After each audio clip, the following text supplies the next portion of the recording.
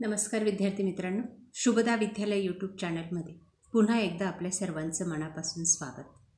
आज आपण इयत्ता 10वीच्या वर्गाचा भूगोल या विषयाचा तास घेणार आहोत आणि या तासाला आपण 17 मार्च 2025 रोजी झालेला बोर्डाचा जो काही पेपर आहे त्याची उत्तरपत्रिका आपण या ठिकाणी सोडवणार आहोत.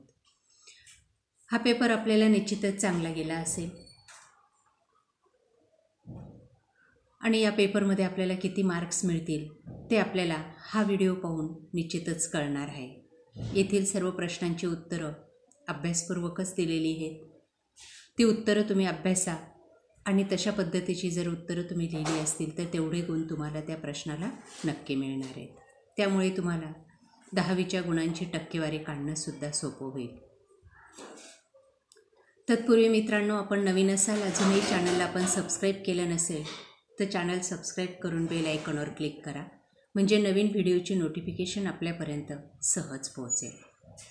इयत्ता 10वी विषय भूगोल बोर्ड प्रश्नपत्रिका 17 मार्च 2025 रोजीची 40 गुणांचा आपला हा पेपर आहे आणि 2 तासाची वेळही दिलेली होती.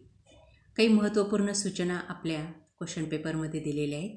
त्या सूचनांचं पालन करूनच आपल्याला हा पेपर लिहायचा आहे. बघा त्या सूचना.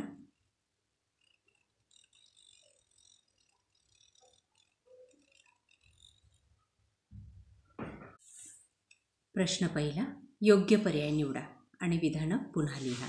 4 गुणांसाठी हा प्रश्न आहे. पहिलं विधान, भारत व ब्राझील या देशाची राजवट प्रजासत्ताक प्रकारची आहे. अशा पद्धतीने उत्तर हे लिहून वाक्य पूर्ण करायचे. तिसरा पर्याय बरोबर आहे. त्यानंतर दुसरं, हिमालयामुळे उत्तरेकडून येणारे अति थंड वारे अडवले जातात. तिसरं, ब्राझील देशाची अर्थव्यवस्था ही प्रामुख्याने तृतीयक व्यवसायावर अवलंबून आहे. 4, ब्राझीलचा क्षेत्रफळाच्या दृष्टीने जगात 5वा क्रमांक लागतो. त्यानंतर 2, वेगळा घटक ओळखा 4 गुणांसाठी. 1, क्षेत्रभेटीसाठी आवश्यक साहित्य, ते आहे संगणक.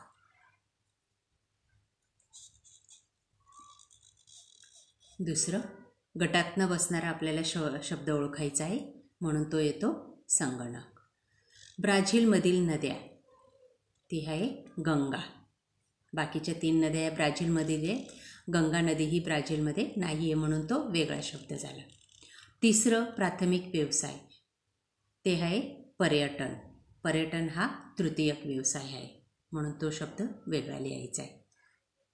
त्यानंतर चौथं, वस्त्यांच्या केंद्रीकरणासाठी प्रमुख घटक, त्याच्यातला गटात न बसणारा शब्द आहे प्रतिकूल हवामान. या पद्धतीने 4 वेगळे शब्द आपण जर ओळखले अचूक तर आपल्याला 4 गुण या प्रश्नाला नक्की मिळतील. प्रश्न तिसरा बघा, चूक की बरोबर ते सांगा 4 गुणांसाठी. कोणतेही 4-5 विधानं दिलेली आहेत. बघा ते विधानं. पहिलं विधान, भारतातील लोकसंख्येत तरुणाईचे प्रमाण जास्त आहे. हे विधान बरोबर आहे. दुसरं, ब्राझील व भारत या दोन्ही देशात एका वेळी समान ऋतू असतात. हे विधान चूक आहे.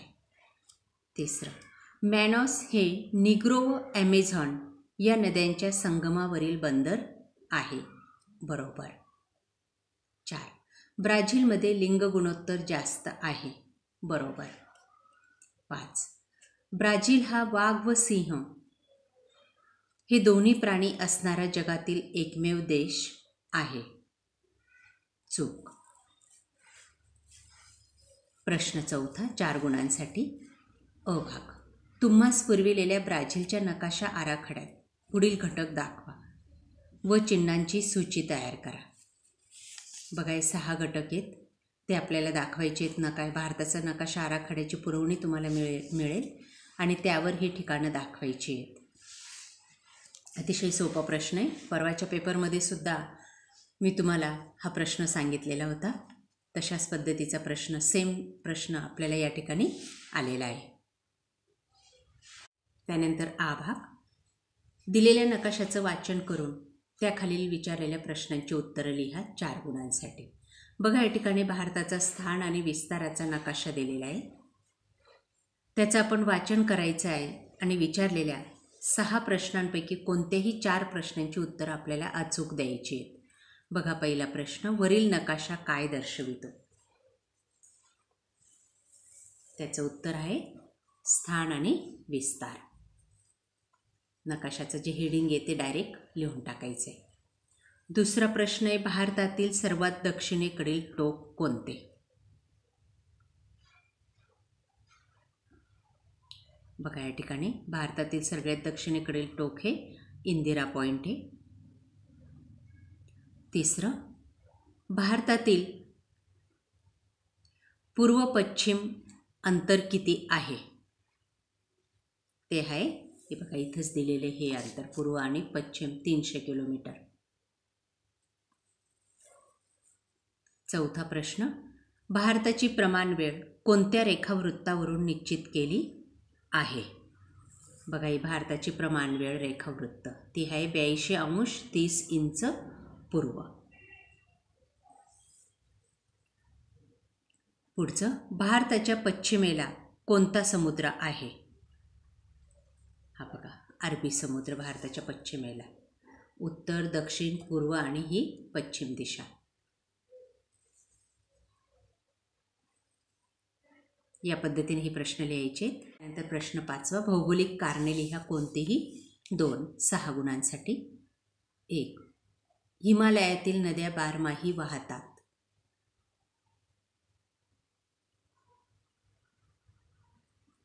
2, ब्राझीलमध्ये अति उष्णकटिबंधीय वादळे कमी प्रमाणात होतात.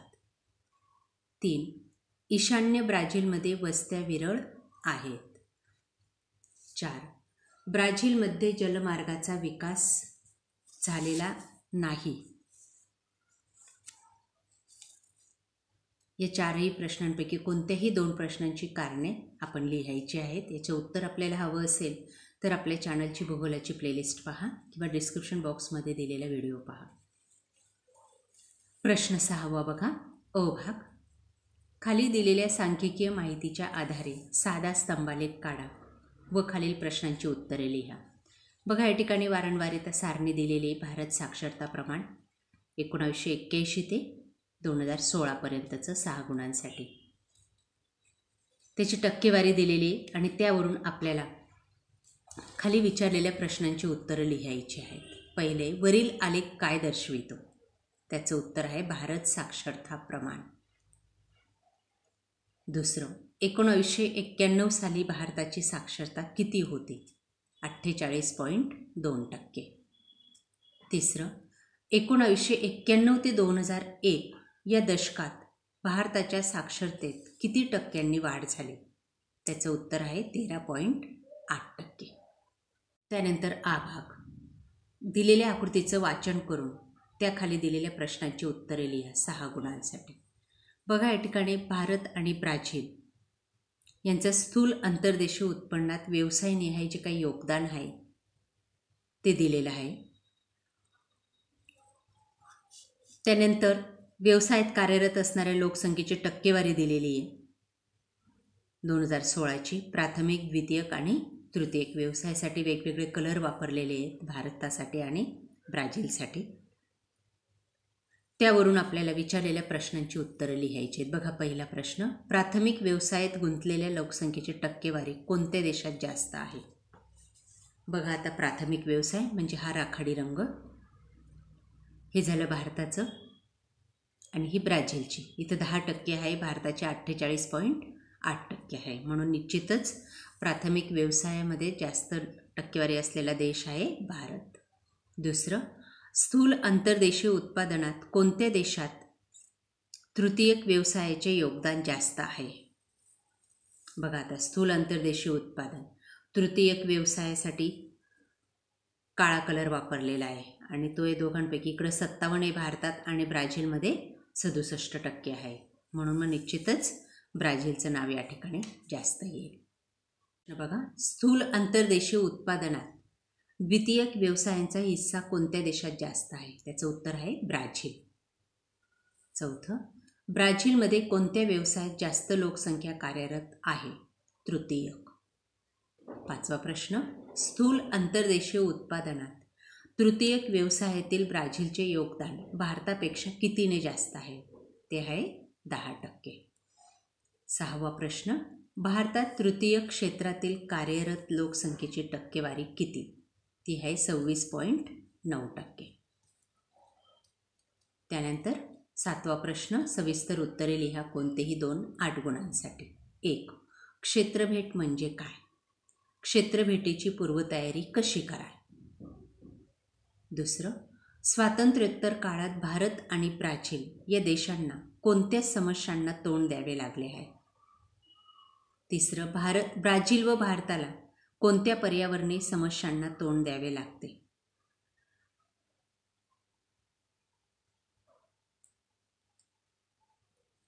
या प्रश्नांची सविस्तर उत्तरं लिहायची आहेत, कोणतेही 2 आणि 8 गुण मिळवायचे आहेत. त्यांची उत्तरं पाहण्यासाठी आपल्या चॅनलची भूगोलाची प्लेलिस्ट पहा किंवा डिस्क्रिप्शन बॉक्समध्ये दिलेल्या भूगोलाचे व्हिडिओ पहा. अशा प्रकारे विद्यार्थी मित्रांनो, आज आपण इयत्ता 10वीची नुकताच झालेल्या भूगोलाच्या पेपरची प्रश्नपत्रिका आपण या ठिकाणी उत्तरासहित अभ्यासलेली. त्यावरून आपल्याला अंदाज आलाच असेल आपल्याला किती मार्क्स मिळतील, किती पर्सेंट्स मिळतील हे मला कमेंट करून नक्की सांगा. आणि यासारखे 11वी 12वीचे व्हिडिओ आपल्याला हवे असतील तर त्यासाठी डिस्क्रिप्शन बॉक्समध्ये दिलेली प्लेलिस्ट पहा. चॅनलला सबस्क्राईब करायला विसरू नका. थँक्यू.